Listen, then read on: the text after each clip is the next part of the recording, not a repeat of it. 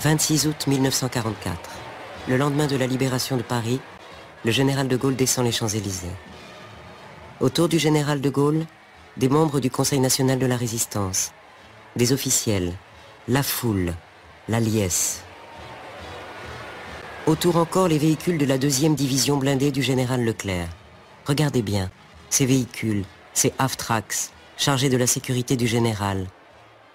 Chacun porte un nom espagnol. Ici, juste à gauche du général, le Don Quichotte. À droite, le half-track Les Pingouins, du sobriquet avec lequel les Français moquent les Espagnols. Enfin, le half-track numéro 40655, le Madrid. Ces véhicules font partie d'une unité d'élite de la 2e DB, la 9e compagnie. Pour tous et pour l'histoire, la Nueve. Leur place en tête de ce cortège historique ne doit rien au hasard. L'homme accoudé à l'avant de son half-track, c'est le capitaine Raymond Dronne, l'un des seuls Français de la compagnie, un Français libre de la première heure. C'est lui qui a conduit les hommes de la Nueve. Dans son journal de route, ce jour-là, il écrit: la compagnie espagnole qui a pénétré la première dans la capitale est à l'honneur.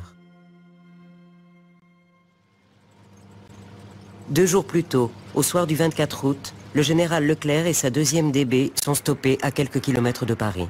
Le temps presse, Paris s'est soulevé, il faut entrer coûte que coûte dans la capitale. Leclerc lance en avant-garde sa 9e compagnie, la Nueve. Quelques heures plus tard, les half-tracks Guadalajara, le Brunete, l'Ebro, le Teruel débouchent sur la place de l'Hôtel de Ville. À leur tête, des républicains espagnols. Ils s'appellent Amado Granell, Fermín Pujol, Ramón Gualda et bien d'autres encore. Pourquoi l'histoire n'a-t-elle pas voulu apprendre leurs noms?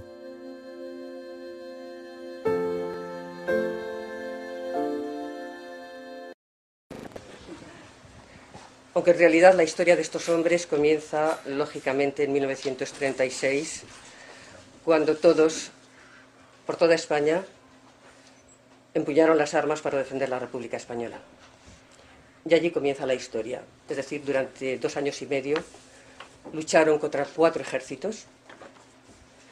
A veces lo olvidamos porque se piensa siempre en Alemania, se piensa en Italia, se olvida Portugal, esos hombres que en su mayoría tenían menos de 20 años, combatieron con las armas en la mano. Esas armas ya no las abandonarían prácticamente hasta 1945.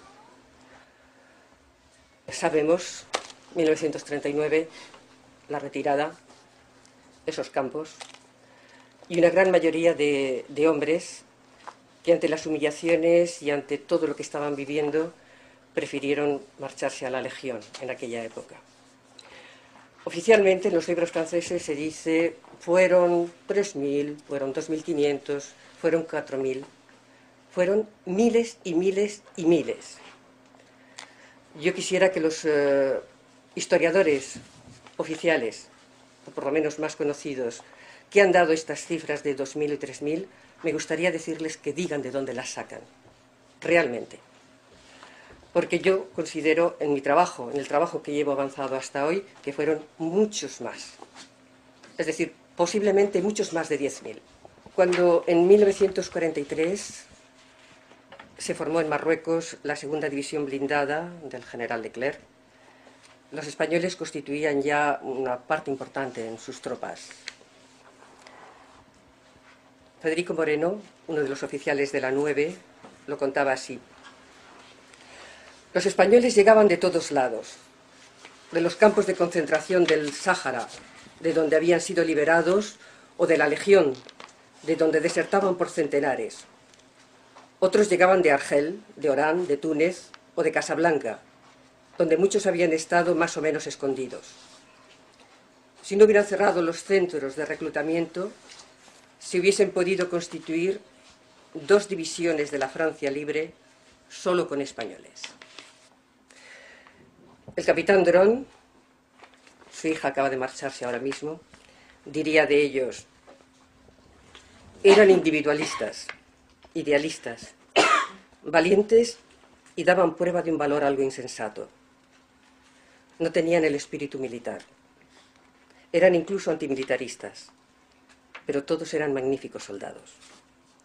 Si abrazaron nuestra causa, fue porque era la causa de la libertad. Cada uno ha contado su historia, que además, cotejada, es decir, es la historia de verdad. Es decir, es la historia de la 9, es la historia de ese grupo de españoles, de los que quedaron aparentemente 16, y yo he podido encontrar a 7 de entre ellos, y a 2 de los que iban siempre con ellos, de otra compañía, pero de los que iban siempre con ellos y que estaban viviendo naturalmente, constantemente, todo lo que estos mismos hombres cuentan.